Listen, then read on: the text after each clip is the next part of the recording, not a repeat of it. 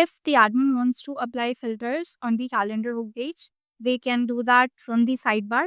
You can see that in the sidebar of calendar, we have the filters. Once the admin clicks on it, this pop-up will open up here.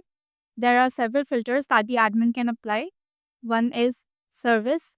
The admin can filter out the events which would be showing up in the homepage based on the service. Then by students, tutors, parents, groups, session statuses, session notes, hourly rate, and location. So in case the admin wants to apply a filter, they want to see that for this particular student, which all events have been scheduled.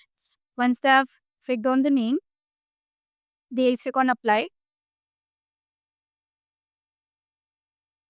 You can see that now in the homepage of calendar, the admin is only able to see the sessions in which this particular student is on. Similarly, if the admin wants to check for a particular tutor, once they selected the tutor, they click on apply. The admin would be able to see all the events that the tutor is a part of. If the admin wants to remove the filters, they can click on this clear all, which is present in the pop-up on the top right. Once they click on this clear all, they click on apply.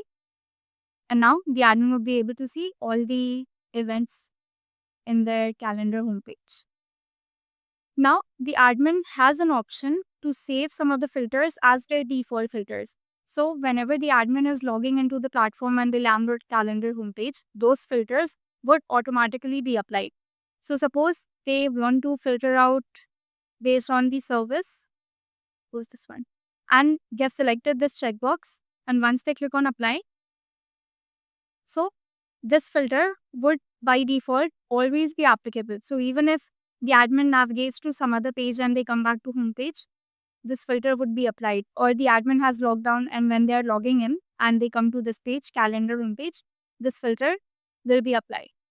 So this is how the admin can use filters and filter out the content on their calendar homepage.